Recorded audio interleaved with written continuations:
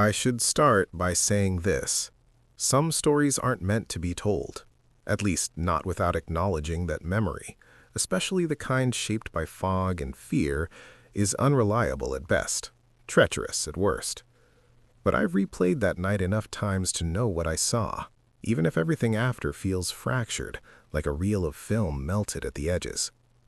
My name is Glenn Mercer, and until last fall, I never believed the stories locals told about the old woman who haunted the ruins of Breakwater Lighthouse. I used to laugh at them, these salty legends with no anchor in reality. Now I can't sleep if I hear waves breaking at night. Breakwater Lighthouse sits on a jagged piece of coastline just north of Mariner's Hollow, a New England fishing town with a population below 3,000 and a gossip network that could rival the Pentagon. The lighthouse has been out of commission since the 1960s. A northeaster snapped its spine in half and left it standing like a broken tooth on a cliff. You can see it from the beach, leaning slightly eastward as if listening to the ocean. People say the old keeper's wife drowned there, slipped on the rocks during a storm, body never recovered. They also say she still walks the ruins looking for the captain who never returned from sea. Standard ghost story fare. The kind that surfaces whenever there's fog thick enough to hide your own footsteps.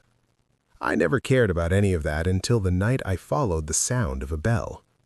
I was staying in an Airbnb on Drift Lane, a converted bait shack with creaky floors and windows that whistled like they were haunted by the wind itself.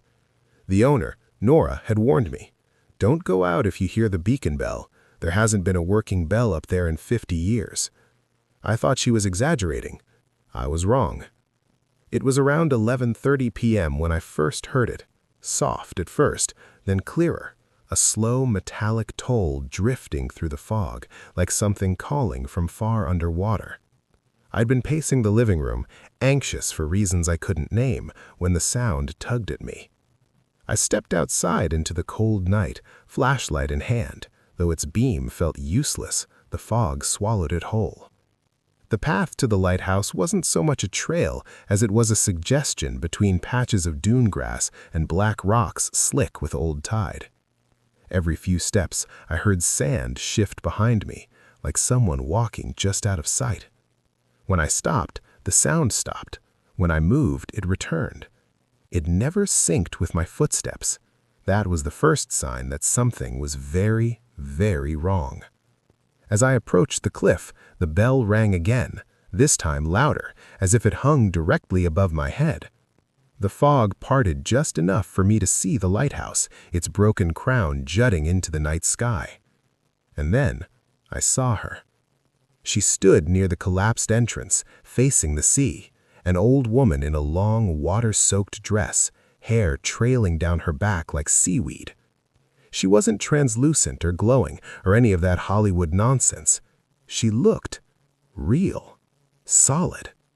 Except for one thing, her dress wasn't moving with the wind. The fog curled around her feet as if she stood in her own pocket of stillness. "Ma'am?" I called out. My voice cracked like I was 12 again. She didn't turn, didn't flinch. The bell tolled once more, though I could see no bell or mechanism that could have produced the sound. Something inside me, curiosity, stupidity, or both, pushed me closer. When I was about 10 feet away, she finally turned. Her face was wrong. Not monstrous, not skeletal, no, that would have been simple. Her face looked like human features rearranged by someone who had only seen people in dreams. Eyes too far apart, mouth too small, jaw too long. But the worst part was the expression. She was smiling, but her eyes weren't. "You came back," she said, voice thin as fishing line. "I think you're mistaken," I whispered. She stepped toward me without disturbing the fog. I stepped back. The ground felt soft, like mud, even though I knew the cliff here was solid granite. My flashlight flickered, then died completely. The only light came from a faint green glow rising from the rocks below, as if the ocean were breathing bioluminescence. "You always come back," she murmured. I tried to run, I swear I did, but the ground tilted beneath me, reality bending like a ship deck in rough tide. For a moment, I wasn't standing on the cliff at all. I was sinking into the lighthouse floor as if it had become liquid. I gasped, clawing at nothing, but everything around me dissolved into white fog. And then, I was in my Airbnb. Sunlight was streaming through the blinds. My clothes were soaked with seawater. My watch was missing. And on the windowsill, perfectly centered, was a smooth black stone, wet and warm, as if just pulled from the ocean. Nora found me outside that afternoon, staring at the stone like it might start talking. "You lost time, didn't you? Everyone does," she asked quietly. I wanted to deny it, but I couldn't. My phone said it was 2:14 p.m. I had no memory of the last 14 hours, no dreams, no fragments, nothing except the echo of the bell and the old woman's impossible voice.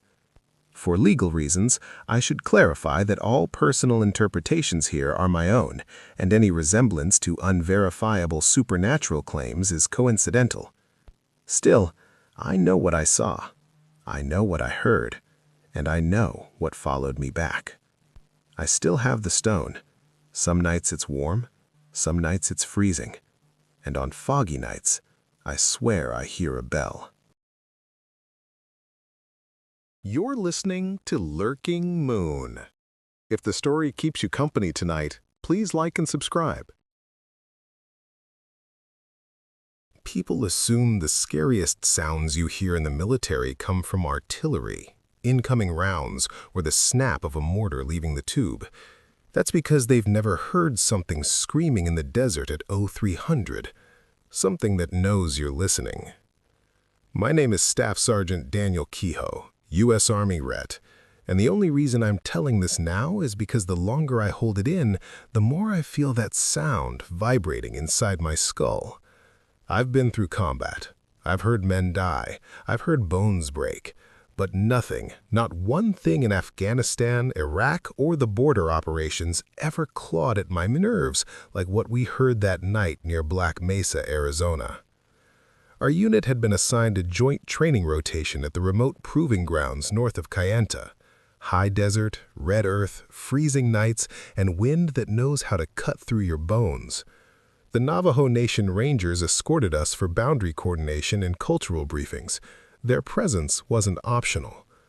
One ranger, Officer Ben Yazi, gave us a specific warning before the night watch. Don't wander past the old fence line, and if you hear someone calling your name from the dark, don't answer. We laughed at the time. Soldiers always do when people talk about spirits. But Yazi didn't smile back. He just looked past us, toward the plateau edge, like he was remembering a face he wished he hadn't seen. Our forward operating site was bare bones. 2 Humvees, comm tent, thermal scopes, and a portable acoustic array meant to record coyote patterns. We were testing new directional mics for night movement detection. Nothing fancy. The desert was too quiet, our scopes too clear, and the air too still. Anyone with field experience knows that's unnatural. Deserts breathe, they shift, they hum. That night, the land felt like it was holding its breath. Around 0217, the audio tech, Private Santoro, motioned me over. "Staff Sergeant, you might want to hear this," he whispered. The kid looked pale in the glow of the monitor. At first, I thought it was a wounded animal. A long, dragging moan, wet and raspy, like a cougar choking on something. Then it changed, bent itself mid-sound. Coyotes can yelp, bark, even mimic patterns, but this thing shifted tone like it was adjusting its shape. Another voice layered underneath it, like a man's voice pressed backward through broken glass. "It's close," Santoro whispered. Thermal scopes showed nothing, absolutely nothing, just the flat, cold desert and a few scrub trees swaying against the wind. And yet the audio spikes said whatever made that sound was within 60 meters of our perimeter. I stepped outside the tent. The desert was black. No moon, no starlight, just that suffocating dark that eats your depth perception. Then we heard footsteps on gravel. Slow, deliberate, coming from the east fence line. I signaled for perimeter sweep. 4 of us moved out. Me, Santoro, Specialist Herrera, and Corporal Dwayne Mac McAllister. Visual? I whispered. No contact, Herrera replied, but we all heard it. Breathing. Something exhaled like it had lungs too big for its frame. We held our position. And then a voice drifted through the dark. Damn. Kehoe. A perfect copy of my mother's voice. If you've ever had your nerves snap at once, you'll know what we felt. My mother had passed 6 years earlier. The voice floated low, sliding across pitches like it wasn't built to imitate humans, but tried anyway. Herrera panicked, flicked on his tack light. For half a second, one horrifying stretched-out second, something stood by the fence. A figure hunched forward, joints bent wrong, legs too long for the torso. Its head jerked toward us, catching the beam of the light. The eyes reflected white, not red like animals, not blue like lenses, white like milk glossing over. The skin looked stretched, pulled tight, as if it had been wrapped around the shape only minutes ago. Then it dropped to all fours with a snapping sound that wasn't bone, not exactly, more like tendons tightening. "Contact!" Mac yelled, raising his rifle. But the figure moved, blurred back into the dark before anyone fired. We stood frozen. Even the wind stopped. Back in the tent, we replayed the audio. The directional mic captured the voice, the breathing, the footsteps, and something else. A word in Navajo, whispered in a low, guttural tone. Officer Yazi translated it later. It meant, "I wear you." At 0430, just before first light, the thing screamed again, far off this time, a shrill, rising pitch that ended in a human gasp. Herrera threw up. Santoro prayed. Max stared at the horizon so long his eyes dried out. I don't remember packing gear, radioing command, or even the after-action report. I just remember the look on Yazi's face when he listened to the audio. "It's a skinwalker," he said quietly. "A witch who shapeshifts. You were lucky. They don't always warn before they take." For legal purposes and formal record, I should clarify that the U.S. Army does not acknowledge the existence of supernatural entities, and all interpretations expressed here are my personal account only. But the military still classified the recordings and archived them. If you ask why, well, maybe it's easier to label something classified than admit that the desert watched us that night through borrowed eyes. Sometimes late at night, my radio scanner picks up faint interference, static at first, then breathing, then a voice that sounds like my mother, calling from somewhere just outside the frequency range. I don't answer.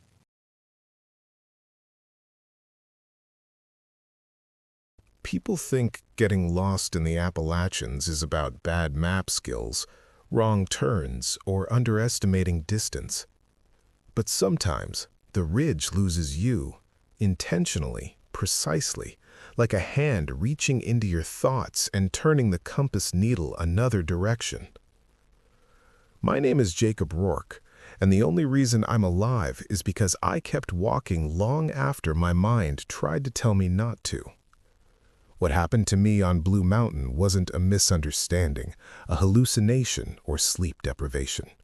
It was deliberate, orchestrated, engineered by the women the locals call the mind weavers. I grew up in eastern Kentucky, near a small place called Ashford Hollow, where the mountains are old, close together, and shaped by centuries of stories we don't tell outsiders. These mountains keep their own counsel. People disappear up there. Hunters, hikers, surveyors, and the official line always blames terrain or weather, but the old folks in town shake their heads when they hear that. They whisper the same phrase.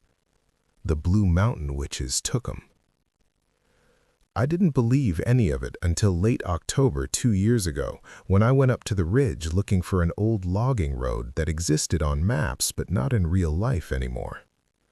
I was scouting land parcels for a land management company. Quiet work, mostly walking boundaries, marking erosion paths, photographing old mining scars. The kind of job where the trees become company whether you like it or not. I parked my truck off Route 17, walked past the rusted gate, and followed the trail until the woods closed around me. The air smelled like wet leaves and clay. Wind whispered through the pines in a way that made them sound like they were murmuring to each other. Normal Appalachian ambiance. Then around the 2-mile mark, I noticed something strange. The silence changed. Birds stopped. The wind paused. Even the insects went quiet, like someone hit mute on the whole ridge. I checked my GPS. It spun, jittered, then froze. My compass needle vibrated like it couldn't make its mind up. Still workable, I muttered to myself. But then I heard footsteps behind me. Not heavy, not threatening. Light, soft, rhythmically measured. I turned. No one there. Just trees tightening around the trail like they wanted to listen in. I pushed on until I reached a clearing shaped like a bowl, moss soft underfoot, ringed by tall oaks.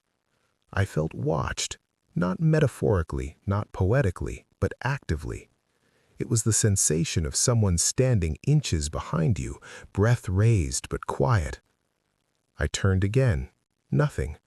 But the air behind me felt warm, like someone had just stepped away. Then I heard a woman's voice. "Jake, come back here. You missed the trail." My stomach dropped. It was my sister's voice. My sister Rachel, who died of an aneurysm when I was 17. I spun around so fast I nearly fell. "Rachel?" My throat tightened.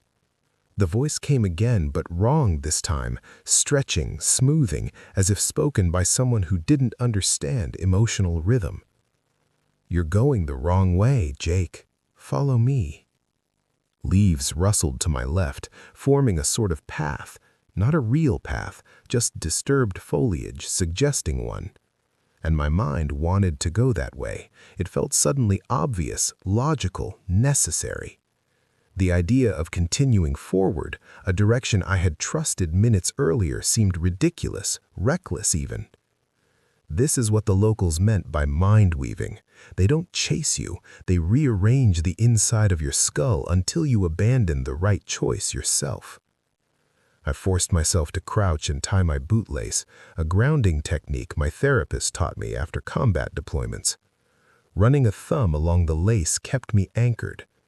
When I stood again, the forest flickered, just slightly, like a bad frame of video. The trees were different, taller, closer together. "You're almost safe," the voice said again, softer, coaxing. "Not buying it," I whispered. My head suddenly filled with pressure, like altitude sickness. Memories flooded my mind uninvited.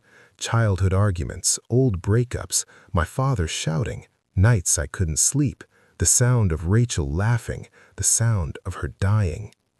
It was as if someone thumbed through my memory like a deck of cards, pulling out whatever hurt the most, not to scare me, just to disorient me. I backed up until I hit a tree. The bark felt real, solid. I dug my fingers into it. "Jake," another voice said, this one older, darker, almost amused. "You're walking in circles. You've been walking in circles for years." Something moved across the clearing. 3 women, barefoot, hair long and tangled, clothing made of fabric that looked older than the town itself. Not spectral, solid and breathing. Their eyes were black, not like voids, but like deep wells filled with night water. One of them smiled, and I felt it inside my head. "We only take the willing." Another voice, my own this time, echoed from the woods. "Stop resisting. You're tired. Come sit." Hearing your own voice is worse than hearing the dead. I knew then that if I stayed another minute, my mind would unravel. I turned and ran, not with strategy or training, just raw instinct. The woods bent around me, trails looping back on themselves, every landmark repeated. My panic rose like wildfire. Then I remembered something Officer Ben Yazi once told me during a mapping collaboration years ago. When the mountain lies to your eyes, follow your feet. They remember what the mind forgets. So I did. I shut down my thoughts and focused only on my movement, heel, toe, breath, push. A rhythm older than fear.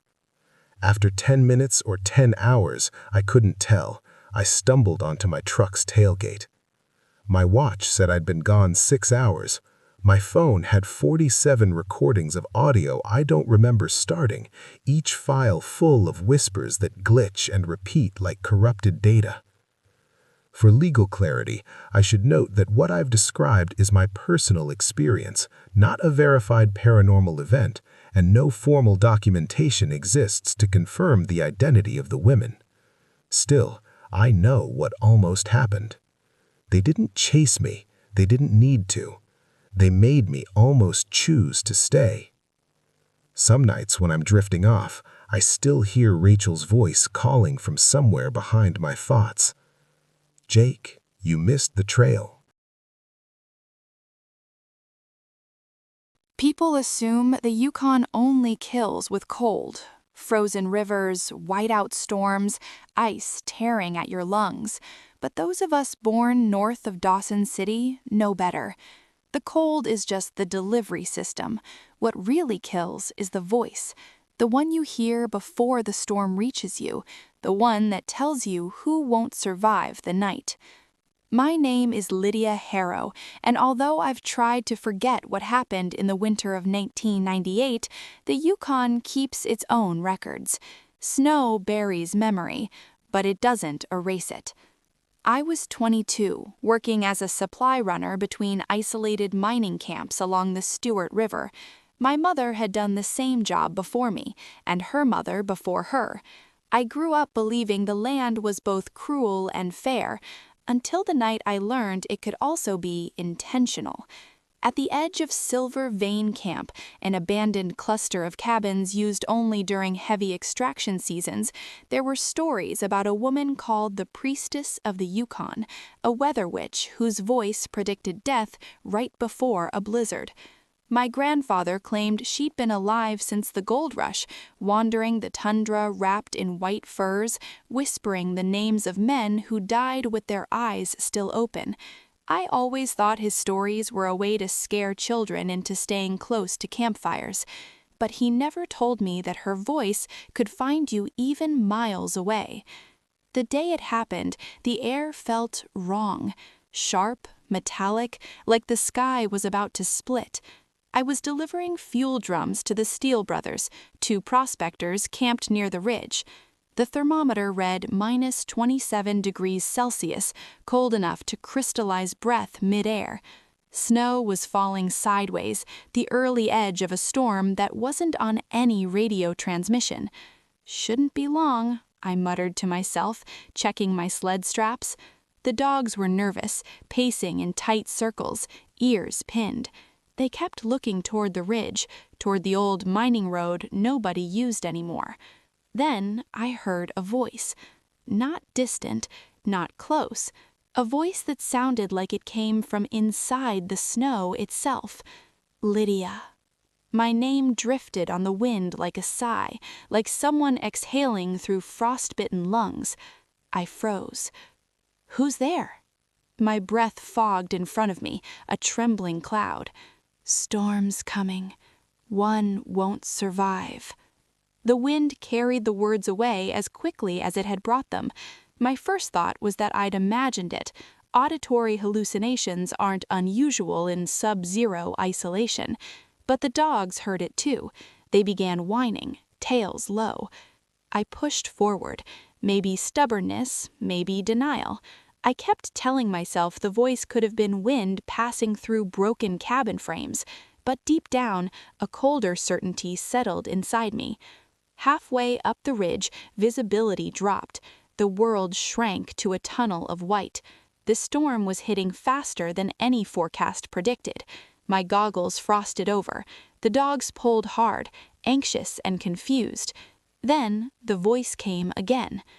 "Only one will make it back." I whipped around. No one there. Just snow swirling so thick it looked sentient.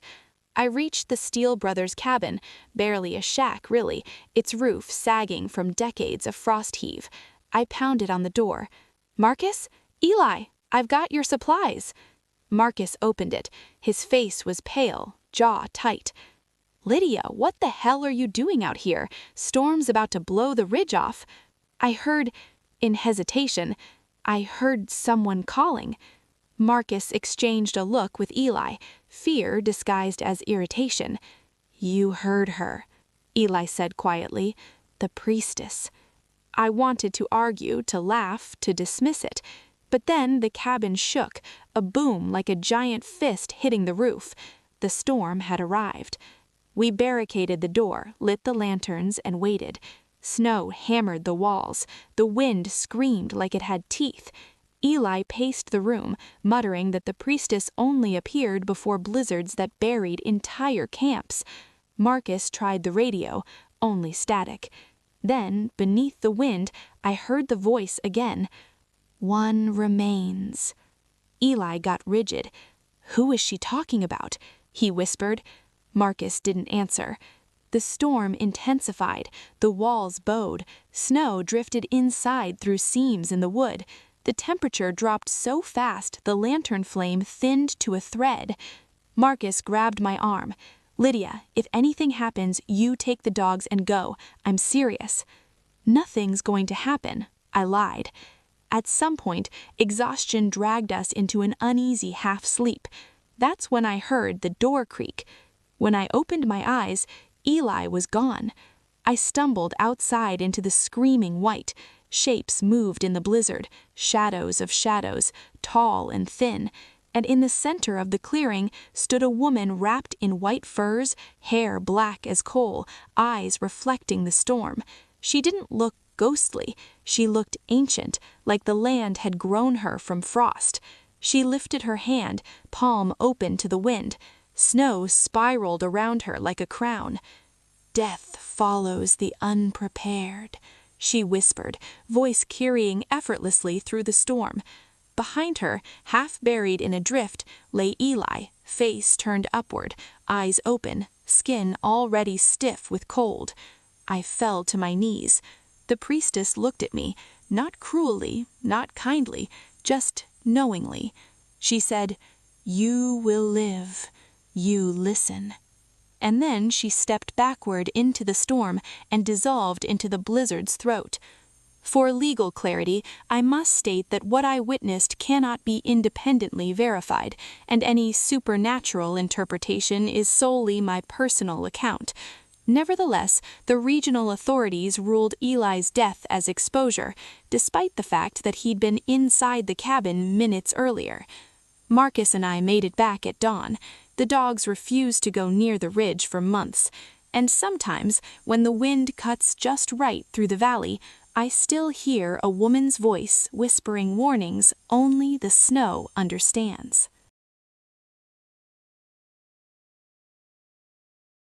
People think Alaska kills with distance, too far from help, too cold for second chances.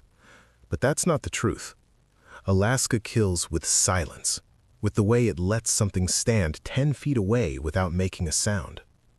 My name is Deputy Callum Haynes, North Slope Borough Police, and this is the case I still can't put in my report without my hand shaking.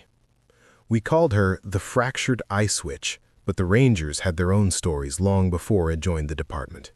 Stories about toeless footprints, sudden hypothermia, and voices that drained the heat out of a person's bones. The call came from a ranger named Aaron Sokoloff, someone I trusted, former Army, no nonsense, allergic to superstition. She radioed in from the frozen flats north of Uquaktuk Outpost, saying she'd found a situation. That was Aaron's code for something outside standard wildlife encounters. When I arrived, snow was blowing sideways across the tundra, sharp as ground glass. Visibility was low, temperature dropping fast. Aaron met me by her snow machine, helmet off, face pale. "You're not going to like this, Cal," she said. She led me toward the riverbank. The snow was disturbed, drag marks, collapse flows, and a trail of impressions leading toward the water.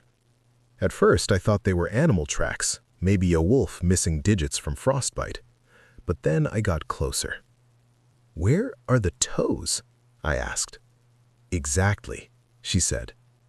The footprints were human, heel, ball of foot, arch, but no toes, just blunt ends, like the front portion had been sheared off. They continued for 30 yards along the ice before stopping abruptly. No body, no fall-through hole, no continuation, just stopping. "It's like she walked into the air," Aaron murmured. I looked at her sharply. Aaron never used gendered pronouns for unidentified threats. "She?" I asked. Aaron rubbed her hands together. "My grandmother used to tell stories about a woman who froze to death on fractured ice. Said she walks barefoot forever, trying to take warmth from whoever crosses her path." I didn't respond. I didn't need folklore. I needed facts. The wind cut through my parka and inner layers, hitting me with sudden nausea. Cold that sharp shouldn't drop that fast. Weather reports said we were stable at -19 degrees Fahrenheit, but my thermometer read -33 degrees and falling. "Aaron, we need to move. Your lips are blue."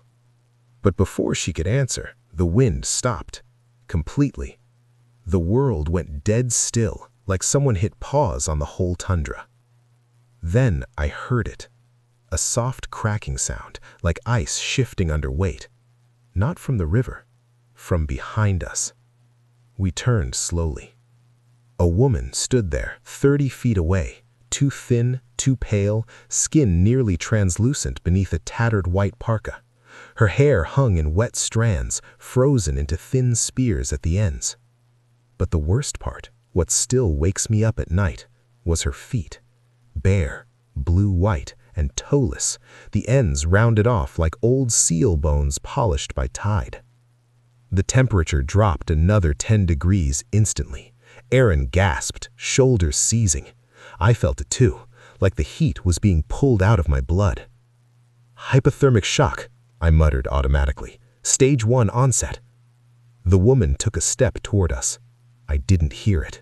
She didn't make tracks. The snow beneath her didn't compress. I raised my hand. "Ma'am, do you need?" She tilted her head at an unnatural angle, and the air around us rippled. No wind, no movement, just the sound of ice fracturing somewhere deep beneath the earth. Her mouth opened slightly. No sound came out, but inside my head, not my ears, I heard a whisper. "You're warm." Aaron collapsed. She didn't fall. She folded, as if her bones decided to stop working. I rushed to her, but my fingers went numb instantly when they touched her jacket. The witch took another step. I couldn't fire, couldn't run. My lungs spasmed as freezing air clawed inside. Then my radio cracked with static, loud, violent, unexpected. "Deputy Haynes, report. Blizzard front shifting east. Repeat, east." The witch turned her head toward the sound. For a moment, just a moment, I saw her face clearly. Not dead, not alive, something between. Her cheeks were cracked like old river ice, fissures running down her jaw. Her eyes were white, but not blind, reflective, like frost catching moonlight. She moved backward, one step, then another, and dissolved into the blowing snow as the storm resumed its breath, roaring across the flats.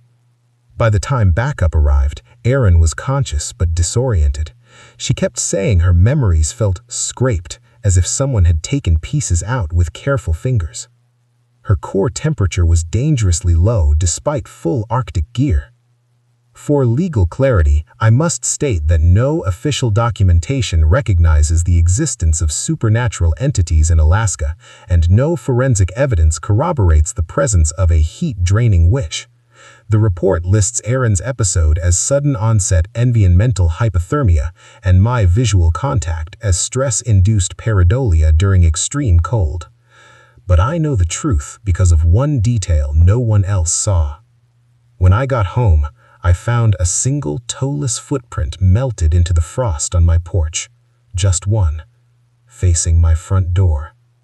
And some winter nights, when the temperature drops faster than it should, I swear I hear faint ice cracking outside my window, waiting for warmth. People and senti spiritus love their stories.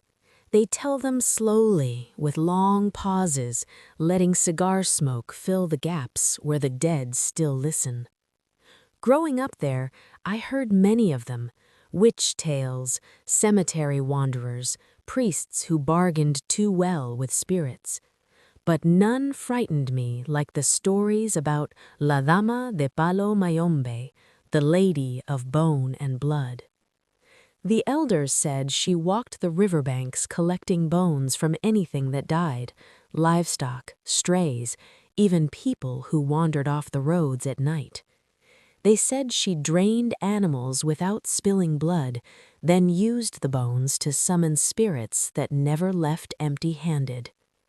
My name is Yelena Vasquez, and I swore I would never go near anything tied to Palo Mayombe. Not because I disrespected it, quite the opposite. My grandmother practiced it quietly and reverently, never for harm. She taught me early there are good sticks and bad sticks, good spirits and bad spirits, and some you do not even name. The lady was one of those. My encounter began during the drought of 1993, when the Zaza River shrank into a muddy spine and livestock began dying without explanation. My father kept 3 goats on his plot near La Sierpe, strong animals that had survived hurricanes, but not drought. One morning we found them lying perfectly still, no wounds and no signs of struggle. They were simply empty. When my father tried to lift one, its body felt weightless, as if everything inside had been removed without breaking the skin. "This is witchcraft," he muttered, crossing himself. But I saw something that chilled me more than his words. Tiny white marks dotted the dirt, bone fragments arranged in a spiral. That night, curiosity pushed me to walk the river trail alone. I wanted answers, or perhaps I wanted to prove the stories wrong. The moon was a thin blade, cutting through palm shadows. Every sound felt too close: the rustle of leaves, the distant cry of a bird, the crack of a branch underfoot. Halfway down the trail, I heard singing. It was a woman's voice, low and rhythmic, like a lullaby sung through a clay jar. It echoed between the trees, thick and muffled but steady. I followed it as if in a trance. The river's edge appeared suddenly, silver mud reflecting the moon. Something was moving in the shallows, a figure crouched over a pit. At first I thought it was a woman washing clothes, until I saw the bones. Dozens of them, small and white, arranged in circles around her. She wore a dress the color of soil and long beads made of vertebrae, rib fragments, and polished skull chips. Her hands moved with impossible precision, placing bones exactly where they belonged. I stepped back, my heart slamming in my chest. The lady stopped singing. "You should not be here, Yelena." She spoke my name as if she had always known it. She rose slowly. Her face was not monstrous or twisted, just deeply wrong in its calmness. Her eyes were dark as the river at night, her skin pale with a sheen like damp clay. The beads around her neck rattled, though there was no wind. "I am looking for answers," I whispered. "You already know," she replied. "Your animals were taken, not killed." Her voice was soft but heavy, like a prayer whispered directly into bone. "What do you mean, taken?" I asked. She pointed to the largest bone circle. "Life is not destroyed, it is transferred. Your goats gave what was needed." "For what?" I asked. Her smile was small and patient, almost pitying. "For the spirits that keep the drought at bay. You want rain, don't you?" I did not know how to answer. The air around us felt thick and humid despite the drought, as if we stood inside someone else's breath. The lady motioned for me to kneel. My legs refused, but my mind wavered, bending toward her. She picked up a long bone, a goat femur, and held it to the moonlight. Shadows twisted inside it like smoke. "You carry your grandmother's gift," she said. "The spirits recognize you." "My grandmother never taught me this," I stammered. "She taught you enough to find me." I wanted to run, scream, and deny everything, but my feet remained rooted in the mud. The lady placed the bone gently in my hands. It felt warm, pulsing faintly like something alive. "Listen," she whispered. I did not want to, but I did. A faint hum vibrated through the bone, traveling up my arms into my chest. It was not painful, only deep, ancient, and familiar. Then I saw movement in the water. Ripples formed shapes, silhouettes rising beneath the surface. They followed the rhythm of the lady's breathing. "You see?" she murmured. "Nothing is ever gone." Fear crashed over me, and I dropped the bone. She sighed, disappointed. "You are not ready," she said. "Your grandmother would have been." A windless tremor rippled across the mud. The bones began rearranging themselves, crawling like insects into new patterns. I backed away, tears burning my eyes. "Go home, child," she said. "Tonight I work. Tomorrow you will have rain." I do not remember running, only stumbling into my father's house, shaking, mud up to my knees. The next morning, rain poured over Santi Spiritus in a sudden torrential sheet. People rejoiced. My father thanked the saints. I said nothing. For legal clarity, this is my personal testimony and not a verified supernatural event. No forensic evidence links the end of the drought or the livestock deaths to any ritual practice.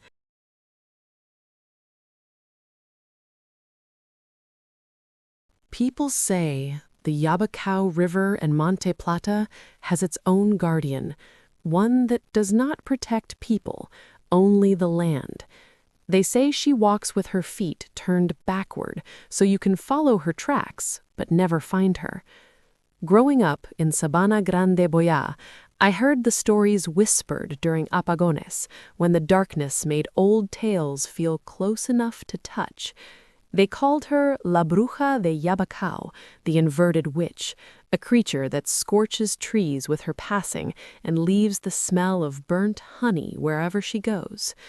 My name is Rosa Melendez, and although I never cared for superstition, I learned the hard way that the river remembers every trespass.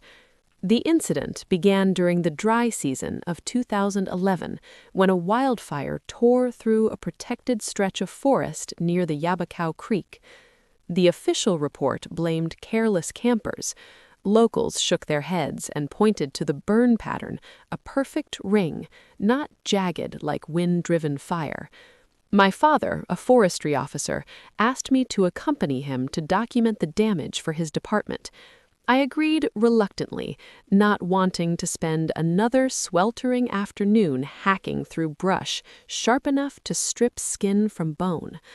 He insisted he needed help carrying the camera equipment.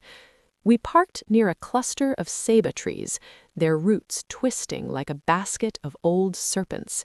The air smelled like heat, dry, metallic, almost electric. As we walked, I noticed something wrong. The birds were silent. Even the cicadas had stopped. The quiet pressed against my ears until my head throbbed. My father knelt beside a charred stump and pointed to the ground. "Mira esto," he said. Footprints, bare, deep, unmistakably human, except the toes pointed the wrong way. I stared at them, confused. "Is she walking backward?" I asked. "No," my father whispered. "She's walking forward." A cold tightness spread across my ribs. I tried to rationalize it, someone walking in circles, misleading heel marks, but the prints were too precise, too deliberate. We followed them deeper into the burn zone. The soil was scorched black, yet some patches glowed faintly red, like embers refusing to die. Trees were split down their trunks, as if something had cracked them open from the inside. The air shimmered with heat, though no flames remained. Half a mile in, we reached a clearing that made my stomach clench. The trees around it were burned in perfect symmetry, each charred from the base to exactly the same height. My father stepped forward to take photos, and I grabbed his arm. "Papa, no entres ahí." He ignored me. He believed science explained everything, and that folklore was for frightened children. He raised the camera and snapped 3 photos. The wind died. The light dimmed. The world exhaled. Then we heard footsteps, slow, dragging, heavy. They came from behind us. At the same time, the burned ring ahead brightened, as if the forest itself reacted to her presence. My father lifted his head, eyes wide. I pulled him behind a fallen log before he could speak. Through the branches, we saw her. A woman, if the word still applied, walked into the clearing. Her legs bent backward at the knee, moving with an elegance that was hypnotic and horrifying at once. Her skin was dark and cracked like burnt clay. Her hair hung in stiff clumps, each strand dusted with ash. Smoke curled from her fingertips as she touched a tree. The bark blackened beneath her hand. She did not move like someone searching. She moved like someone inspecting. My father trembled beside me. I had never seen him afraid. One tree ignited briefly at her touch, a flash of flame that vanished in seconds. She tilted her head, listening. Then she spoke, her voice like leaves burning. "Alguien entró aquí." Someone came here. I held my breath until my vision blurred. My father's hand tightened around mine, his pulse racing. She turned slowly, her backward feet leaving tracks that pointed toward us, even as her body faced away. Alguien rompió el círculo. Someone broke the circle. The burned ground brightened, as if the forest itself acknowledged her words. She raised her hand to her mouth and inhaled the smoke rising from her skin. The ground trembled, not violently, but as if something beneath it had shifted. My father moved, just a slight shift of weight. The witch's head snapped toward us, though her body did not turn. Her eyes glowed red, bright. I clamped my hand to my father's mouth, forcing him still. She took one step, then another. Her backward legs bent like a goat's. The scorched soil beneath her feet glowed brighter. Just as she reached the edge of the clearing, she stopped. Por esta vez, just this once. She vanished into the trees. No flame, no smoke, only absence. We waited 10 minutes before daring to breathe. When we finally stood, the footprints behind us were gone. In their place was a long scorch mark drawn across the soil, a line separating us from the clearing, as if warning us never to cross again. The official report concluded the wildfire was caused by lightning. There was no evidence of ritual activity or human interference. For legal clarity, nothing in this account should be interpreted as verified supernatural phenomena. But when we reviewed the camera, only one image remained, a blurred figure with backward feet. Surrounding it was smoke that looked like red eyes staring out of ash. That night, we heard wood cracking outside our home, 3 sharp snaps, like trees splitting under fire. The next morning, a scorch pattern lay across our backyard, perfectly symmetrical, a warning or a promise.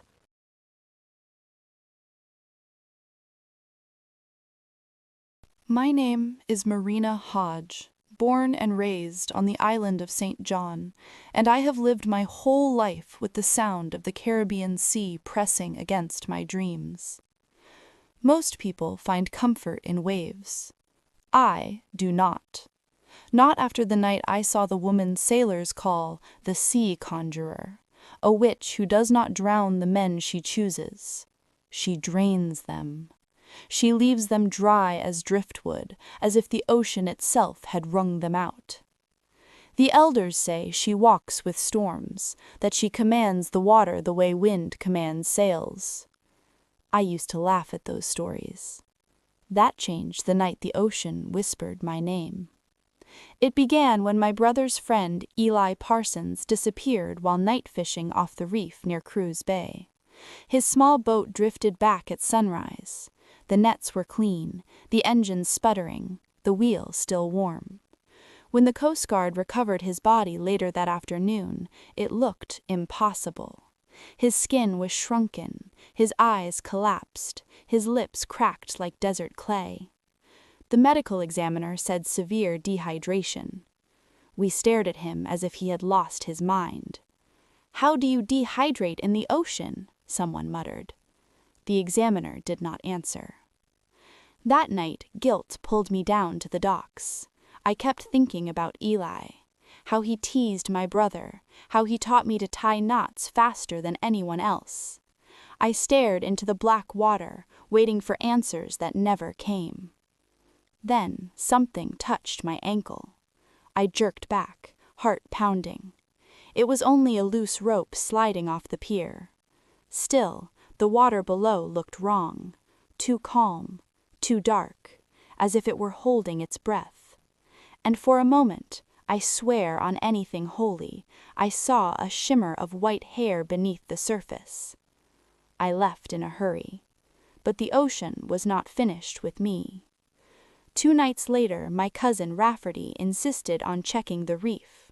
He believed Eli's boat hit something unusual, a submerged rock formation, maybe a smuggler's trap. I did not want to go, but he was family, and the sea was quiet, too quiet.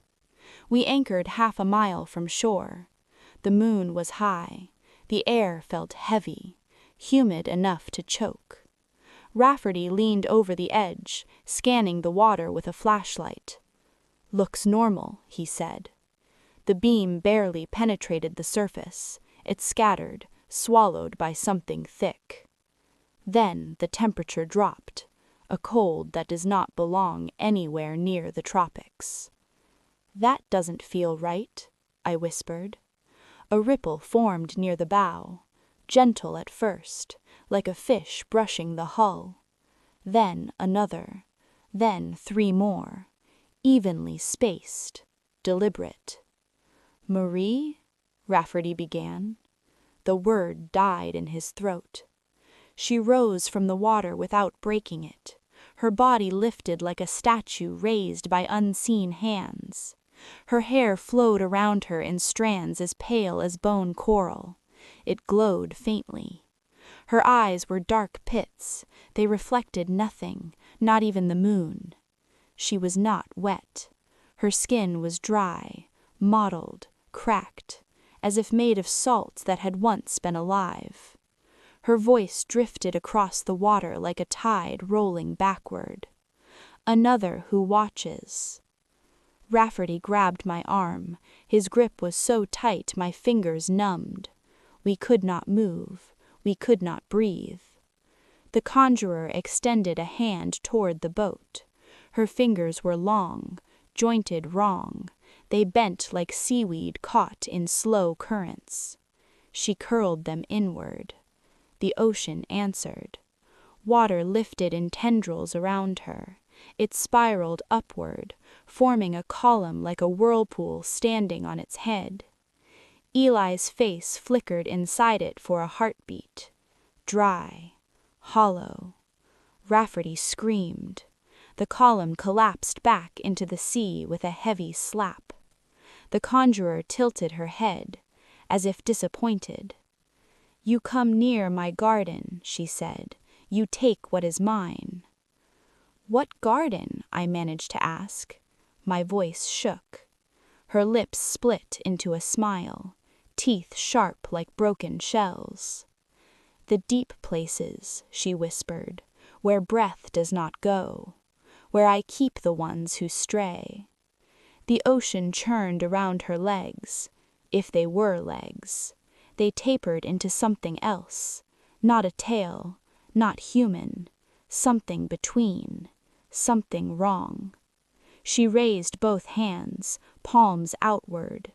The boat lurched sideways. The water began to drain upward again, not splashing, not pouring, lifting, as if gravity had forgotten its duty. Rafferty's body stiffened, his skin tightened, as though the moisture were being pulled from him. "No!" I screamed. I threw myself between him and the rising stream. The conjurer's eyes locked onto mine. For the first time her expression changed. Not anger, not mercy. Recognition. "You are not marked," she murmured. "Not yet." The water dropped instantly. Rafferty collapsed into my arms, gasping. The sea conjurer slowly sank back into the ocean. Her body dissolved into shadow. Only her voice remained. "Stay off my reef." Then she was gone. For legal clarity, none of what I have described is acknowledged by maritime authorities in the Virgin Islands. Eli's condition was officially attributed to severe environmental exposure. No supernatural cause was recorded. But every sailor on St. John knows the truth. Some drown where they stand. Others die thirsty in the water.